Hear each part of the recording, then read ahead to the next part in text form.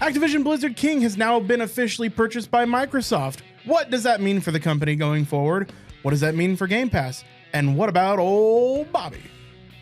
I'm Nick, and to get ready for their extreme lack of pooping during winter, bears eat moss to plug up their colons. Hi, I'm Josh, and Phil Spencer recently announced I also will not be on Game Pass in 2023. Aww. My name is Andy. This is Video Game Tango. Fuck you, Bobby. Gotta get it one more time.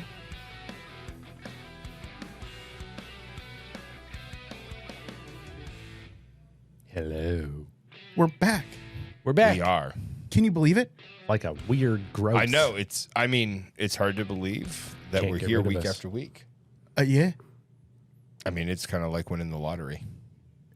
Every week. Every week. It's like winning the lottery every week. Every You're week. right. Like a scratcher. Like, Yeah. you know, like from the gas station. Well, like a good one. $25 easy. Yeah. Like Yeah. a solid 20, you know? It pays for the $25 you just put in on scratchers. Yeah, exactly. So- Exactly. At the very worst, you feel neutral about Video Game Tango. Yeah. What they're saying is we're a mild addiction. Yep. I agree with this. But one that pays for itself. You know what else is another mild addiction? World of Warcraft. You know who makes World of Warcraft? John Warcraft. Activision Blizzard. Damn. Activision Blizzard was just successfully purchased by Microsoft. It happened. I mean, Activision Blizzard Done. also maybe makes a couple other things people have heard of, like Overwatch and Diablo. Shaq Fu. If only. Right? They're Shaq Fu too. they're also responsible, like part of the company, for Candy Crush. You know, everybody's Yeah. mom in America is now just like, uh-oh, we're under the Microsoft umbrella now. They Yep. feel it in their bones. So after 21 months of litigation, the deal has gone through. So Microsoft overcame concerns about the deal's effect on competition in the industry, particularly in the nascent cloud gaming market, and ardent lobbying against the deal by competitor Sony. The UK's Competition and Market Authority first decided to block the acquisition, then agreed to further talks with Microsoft and Activision, and is now given it the green light. The U.S. Federal Trade Commission has withdrawn its attempt to block the deal legally after a federal judge ruled in favor of Microsoft being allowed to close the deal, and the European Union gave the deal its seal of approval. And I said that it was going to happen Saturday. They couldn't wait. It happened on Friday of last week. Friday the 13th. The deal is official. It's so official, they put out a trailer for it. So Yeah, we watched it. we already watched it. It's Well, dude, they spent $68 billion on it. So, Yeah, dude. I mean, they're going to put out a trailer, bro. it's a little weird to put out a trailer for a major acquisition, but Now you know, that's what I call cringe 24. a little. Yeah, it's a bit cringy. On top of the news that the acquisition happened, which we've expected would probably happen, looks like a little person that we've talked about a couple times, I don't know, by the name of Bobby Kotick. I'm gonna keep saying his name. I Fuck you, Bobby. was having a good Indeed. week. Indeed. The CEO of Activision Blizzard King is going to be leaving Activision Blizzard King come the end of 2023. Where's he going? We don't know. Right to hell. Stygia? I imagine he'll probably do more CEO things. Yeah, sure. You know, being on several boards. The funny thing is, the weird thing is Twitter is, of course, aflutter with rumors, as it usually is. I don't think it can flood anymore. It's called X now. Well, Yeah. it's a flutter of rumors. And yeah, there are people. There's rumors that Bobby Kotick might get into politics. Oh, that's a good Which- place for him. He'd fit in He'd very fit well. right the fuck into politics. I have it's the second that I bums read me out, that. man. Yeah. Well, the second that I read that, I was like, what if Bobby Kotick were to run for president? Yeah, no. Dude, why probably not. can't rich people just take their money and fuck off? I know, especially because he's going to be getting a windfall of at least $390 million upon his exit of Activision Blizzard King. Just go home, man. Go home to your super yacht, to your house on your super yacht on your house. You know, Yeah. with your helicopter pads. It's an island on a lake on an island on a lake. Yeah, just go home, Bobby. So we have no official word as to where Bobby Kotick's going to go after the end of 2023, but he is out. Seems that Xbox sealed the deal. They no longer want Bobby at the head of the helm of Activision Blizzard King. And they told him he is welcome to stay during the transition, but he is out come 2024. So it looks like we have more to celebrate than just the new year when the new year rolls in, boys. Yeah. So I'm hopeful that that is good news. As far as the acquisition of Activision Blizzard goes, that it is a prosperous one, that good games come back to the fold. And one thing that makes me hopeful about that is when it comes to labor management and labor, Microsoft has put out an article in the Washington Post talking about how they hope that Activision Blizzard will take their stance on unionization and become more union friendly. I think the combination of Xbox mentioning unions and encouraging unionization, along with the loss of Bobby Kotick, may mean that we are potentially going to be seeing some unionization from Activision Blizzard. If Activision bought Blizzard, why don't they just make them do it? So they could make them do it, but I think part of the... Rather, Microsoft bought Activision. What? Microsoft bought Activision. You said Activision and Blizzard. You know what I mean. Yeah. So I guess they could make them unionize, but I mean, unionization should be... That should be done by the workers. Yeah. It really should be a worker-led effort. And from the looks of it, it's mostly... with QA workers, it looks like. So the CWA, I believe, is being heading up most of that unionization effort on that side, which is awesome. Yeah, and ZeniMax, who previously owned Bethesda before the acquisition from Microsoft, they have unionized successfully with the CWA. So has Ravensoft, I'll just read the article verbatim. Microsoft put this in the Washington Post earlier this week. It says, a new year opens new doors. As we enter a new year, we remain committed to creating the best workplaces we can for people who make a living in the tech sector. When both labor and management bring their voices to the bargaining table, employees, shareholders, and customers alike benefit. This includes the more than 300 employees at Microsoft's ZeniMax Media Studios who have exercised their legal right to vote to form a union. This is in keeping with the new groundbreaking labor neutrality principles that the Communications Workers of America and Microsoft established last year. During 2023, we hope to bring the same agreement and principles to Activision Blizzard, which Microsoft has proposed to acquire. We aren't asking the FTC to ignore competition concerns. On the contrary, we believe it's important to explore solutions that protect competition and consumers while also promoting the needs of workers, economic growth, and American innovation.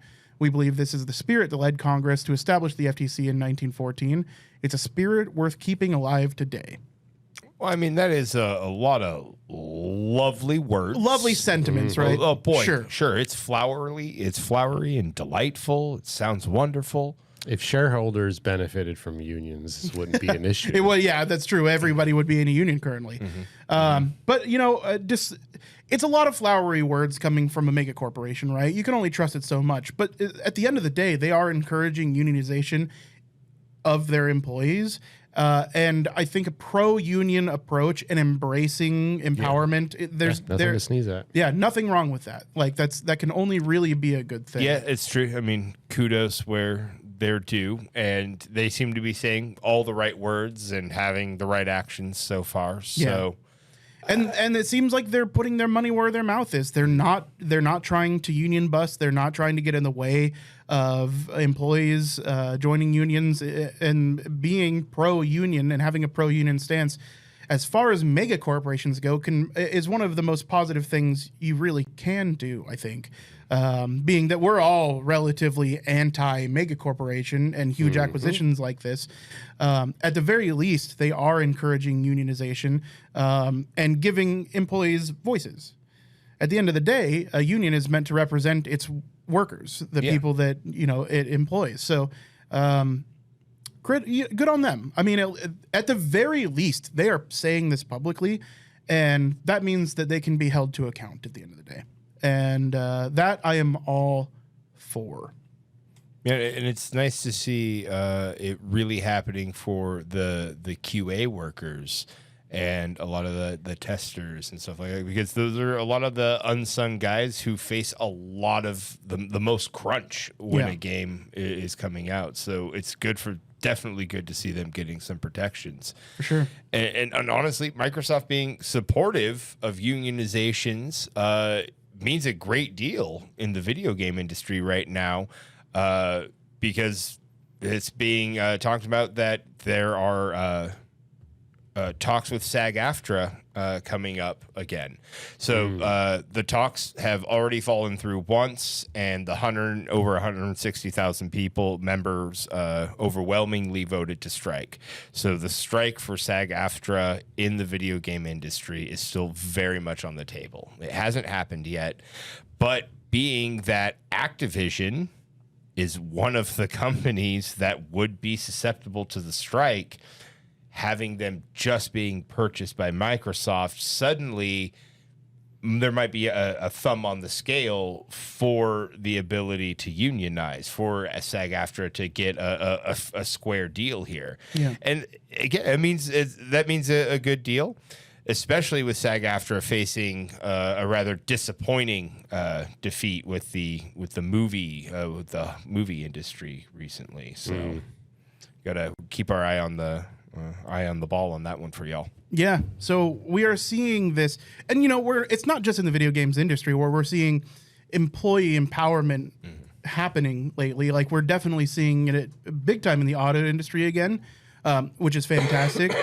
Just making sure that workers' rights are withheld and that everybody is making the money they should be, and that their voices are heard is just so extremely important, especially in a day and age where it doesn't seem that places like the FTC are really watching out for you. Where the labor market is really owned by industry, and people's voices have gotten quieter and quieter for a long time now. And it's really cool to see this renaissance happen, and especially in the games industry, where there's been effectively abuse happening for a very long time.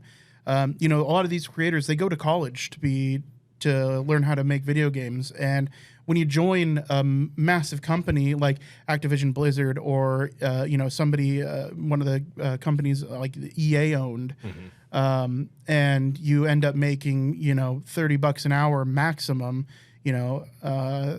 especially in places like Silicon Valley where the cost of living is massive, right? Yeah, or in Boston, like any of these huge markets, like any of those huge cities, where these places are headquartered or where they have a headquarters.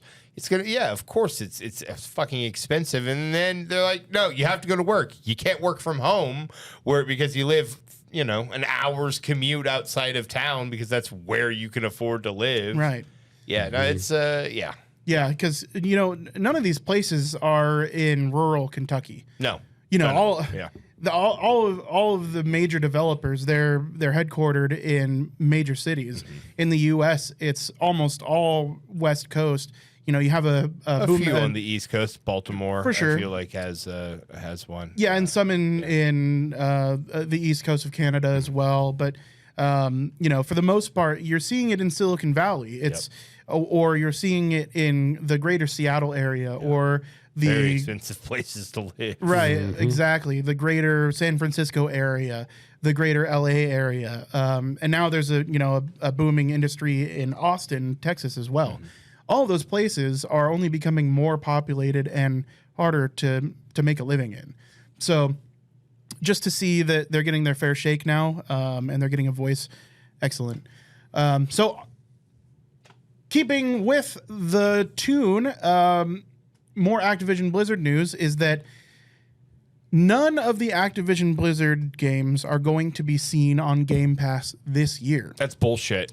So with like what the fuck do you even buy it for then? God damn it! So with the ZeniMax acquisition, so I listened to the Xbox podcast, and I also think you listener viewer should check out the latest podcast from Xbox. We'll have it linked in the blog on the website. They bought that shit Friday. Yeah, Diablo 4 should be out Takes work. Saturday. Josh. It does take work. Those same workers Sure, are trying okay, to unionize. fine. Yeah. But dude, they knew this was fucking happening. As soon as the FTC lost that fucking court case, they knew this shit was happening. CWA was still, or not the CWA, the CMA. Yeah, the CMA was still trying to actively block it until Wednesday.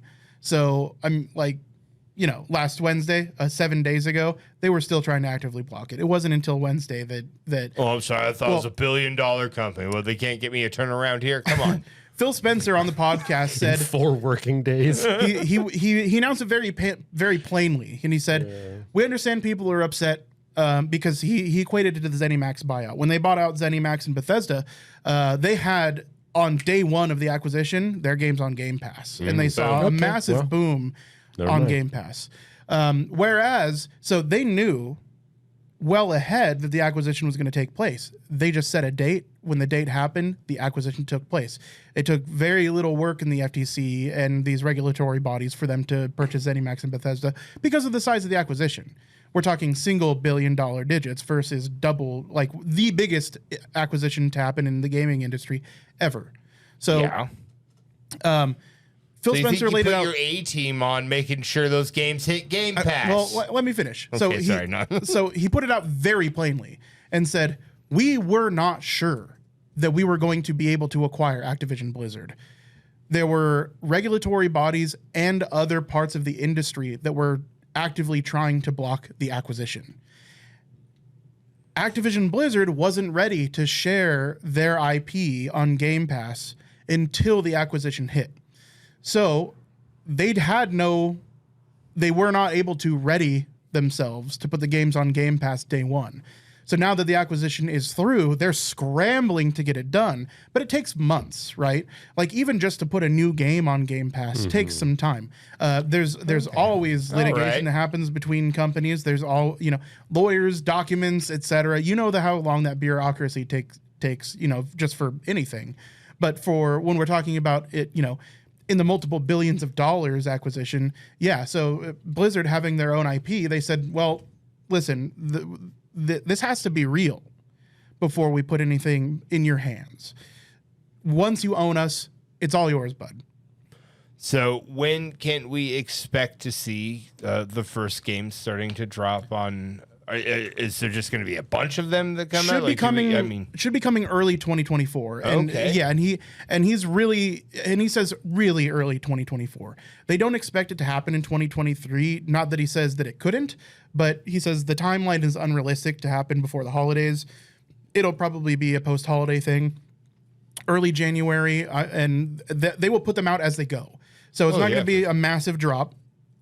It's going to be as they're ready. They will, you know, you'll see Diablo 4 on there probably pretty early on because it's, you know, it's not an Overwatch that's going to have its own complexity as far as getting it on Game Pass, right? What's the point of putting a game like Overwatch on Game Pass? It's free to play, right? Right. So that actually, you make a good point. That might happen even before Diablo, where, you know, Diablo does have its own store, etc. So you might be right. We might be getting Overwatch early, Diablo a little bit later. And then as far as current IP, yeah, they have that. Those are essentially the ones right now, right? You could argue that, you know, you get the backlog from StarCraft 2 on there, that you get all of the Warcraft games. You mostly got to think about the Activision games because You Blizzard really only has like 4 games. Yeah. So you're looking at Call of Duty, right? Yeah. Call of Duty, Crash Bandicoot, Tony Spyro. Hawk. Yeah. Yeah. But there's been some talks, okay? So you know what killed Guitar Hero and Rock Band?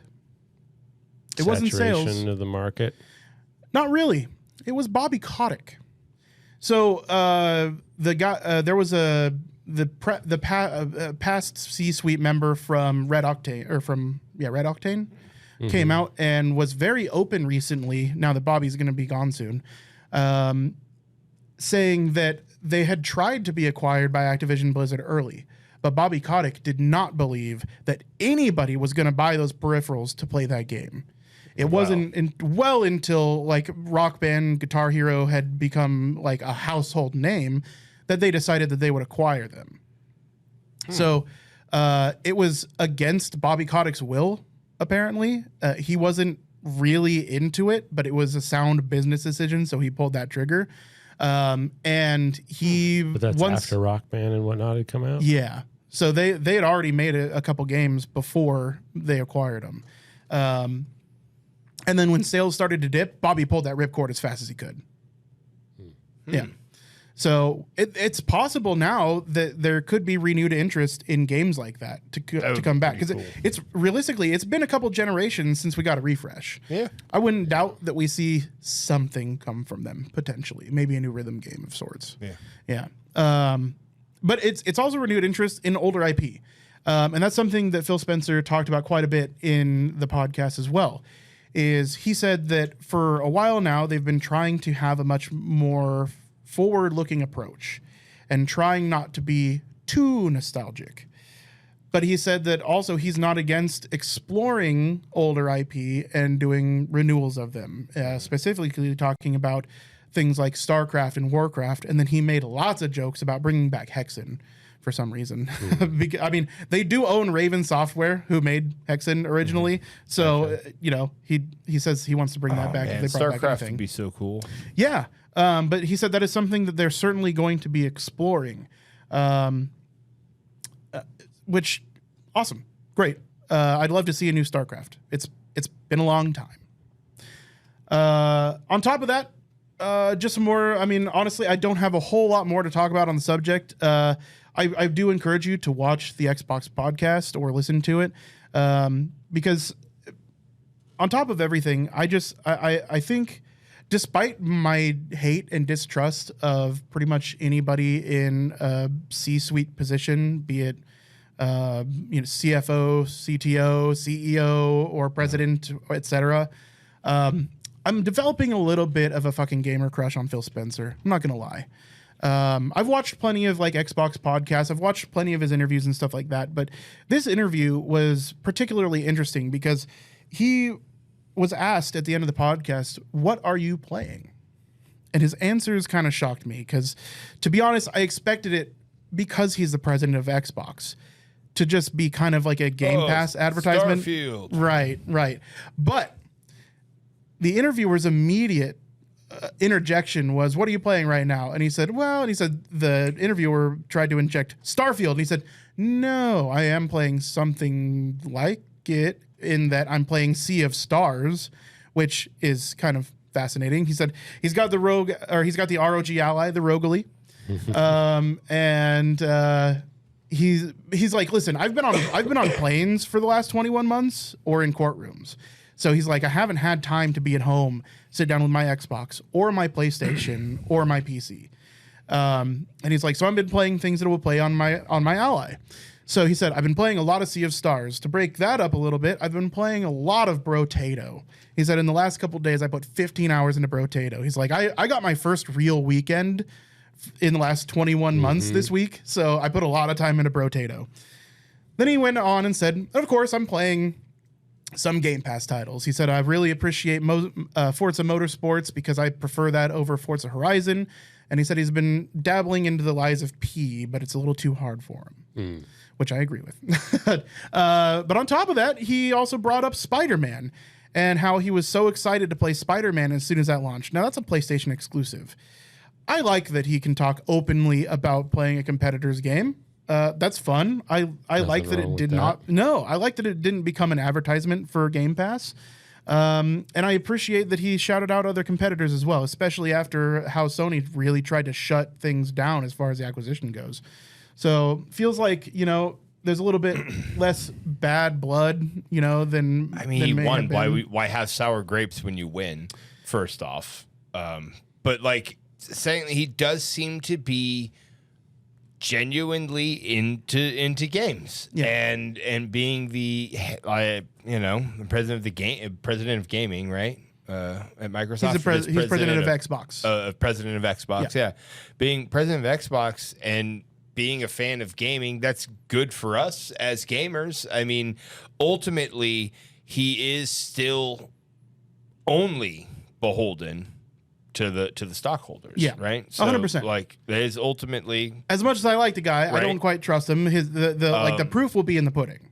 But the thing is because I think he mentioned also besides Spider-Man, he specifically talked about Baldur's Gate. How 3. he's very much looking forward to being able to play Baldur's Gate 3. And how it is kind of shaking up and changing the landscape of gaming. And it's like, that's very true. That Baldur's Gate 3 was like a fucking bomb going off. Sucked all the air out of the room. It was awesome. It's really refreshing to hear a CEO talk more about the video games that he's playing and what he likes about video games and what he likes about the creativity that's coming out of his studios than it is to hear them talk about numbers, right? That is true. But he never mentioned $68.7 billion that they just spent on Activision Blizzard King, right? I mean, why would he? Because that's what everybody's asking him is like, what are you going to do now that you spent your $69 billion? And he always has an answer, but he always goes back to video games, which like the guy never talks about sales, which is nice.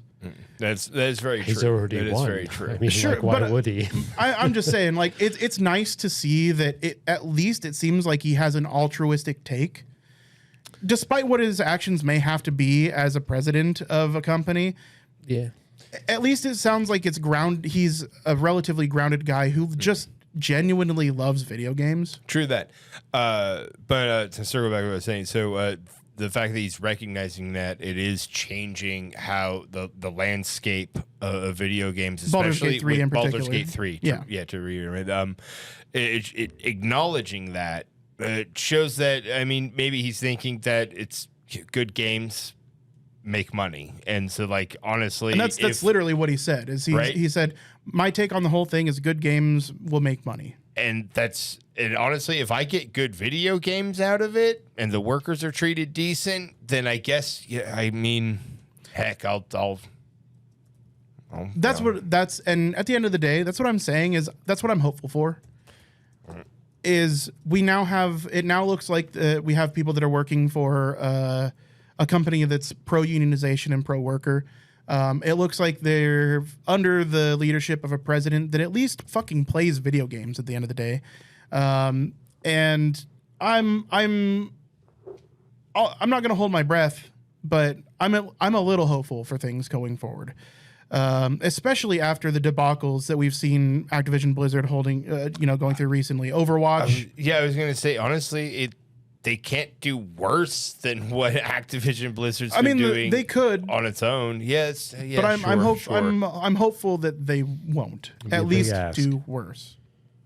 I don't know. It's hard to imagine between like the workplace antics that went on there and like you said, Overwatch 2 is charging $40 for two skins, for a couple skins on top of a battle pass, like for the battle pass, and those two skins. The battle pass is $50. Those two skins are on top of that. $90 for a tie into a video game that sucks donkey balls. Yeah, you could have bought 3 editions of the original Overwatch, right? Yeah, you could biff your nards for free. No, not anymore. have You to can't pay play them anymore $40. because it's all circled over. That shit's oh man. Yeah. No, and then Diablo 4, the fucking travesty that Diablo 4 was at launch and continues to be. The bungling through making new expansions for World of Warcraft and totally ignoring other IPs that are beloved by fans like StarCraft. To be honest, they spent $60 billion for Activision and $9 billion for Blizzard. Yeah, pretty much. Yeah, pretty much. I mean, I expect Call of Duty is going to largely remain unchanged. Well, you don't have to change that. It does what it does, and for whatever reason, the formula that they established in 2009 with the drop of Call of Duty Modern Warfare 2, follow the sports formula. Make a new game every year. Make sure your audience changes over. Put in a battle pass and add a little bit of DLC. Sprinkle it on top. You're golden. Yeah.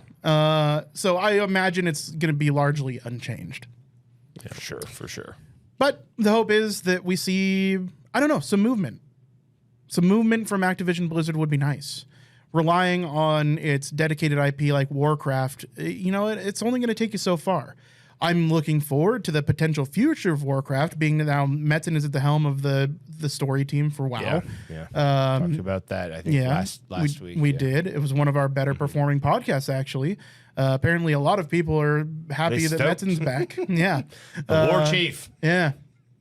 And on top of that, just the shakeup that is going to happen at Activision Blizzard because of this acquisition. Absolutely. Maybe it'll light off some creative fires, or maybe they'll just be allowed to be a little bit more creative. Because I'm sure Activision Blizzard has really creative developers that are itching to do content that they haven't been able to because it hasn't been predictable moneymaker.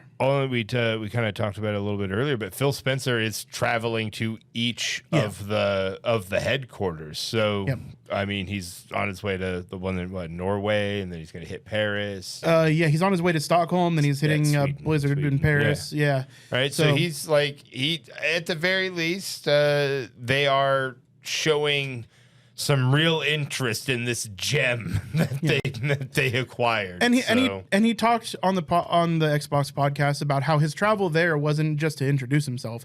It was to kind of smooth things over and let them know that, like, guys, I'm not here to completely change Activision Blizzard King.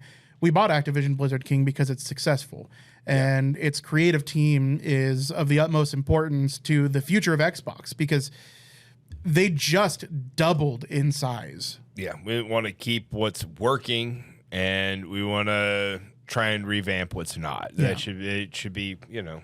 So the leadership's changed, but it doesn't look like he's going to be changing too much about Activision Blizzard. So I don't know what like we'll see. Again, it's a lot of speculation. There's a lot of really that's really all we got. It's so fresh and new and kind of dominating. Yeah, but it does give us video game news cycle here. But yeah, it does give us some potential answers into the future of Activision Blizzard King with Xbox, especially since we've been talking about it ad nauseum for the last year and a half. You know, we made a special podcast for the day that the acquisition was announced. Right? Yeah, I can't. It's hard to believe that it's finally happened. Yeah, honestly, it's like. It's happening. Yeah, it's happening. Yeah, so interesting times.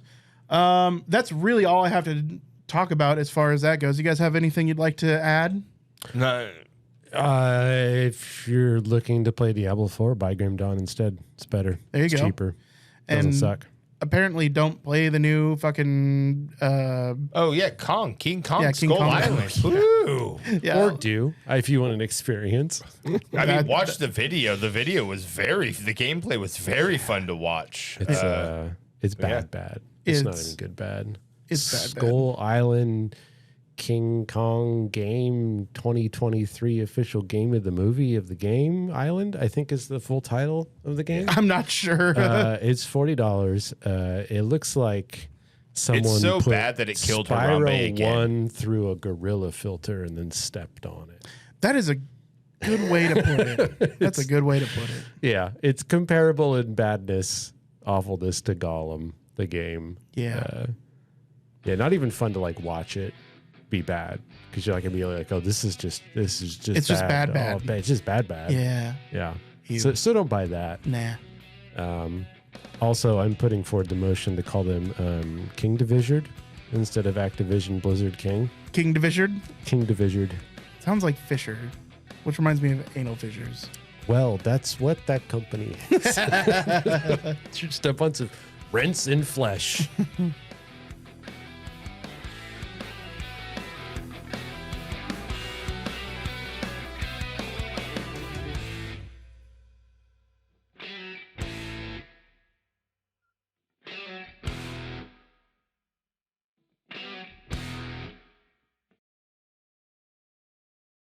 No, we can't end on that. That's bad. That was a great ending. Rent was a really good, musical, right?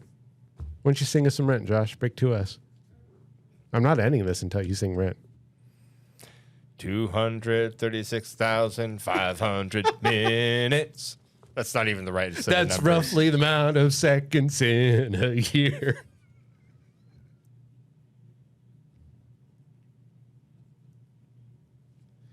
Well, that wasn't the most awkward end to a podcast. No, of the all time. perfect ending. You guys just rolled right over when I said it was so bad it killed Harambe again. Yeah. And then Yeah, you said that in the middle of Nick talking. know. I don't remember you know saying it. that. Yeah, That's how you because said it. Nick was talking. It hit my brain when Yeah. it happened, and it came out of my What you mouth. said was like 56% of a year. But then we can't end on anal fissures. No, we That's can't. yucky. We can end on anal fissures. No, well, I mean, we could have ended on anal fissures. That's where I'm gonna end the but then podcast, by Nick the took way. it a It's just step that further second of and silence. It said rents and flesh, and there's like that. No, I love words. They put images in people's heads. I didn't like it, This and is I felt superpower. compelled to speak. I can make Josh visualize anal compelled to fissures with speak. words. Yeah.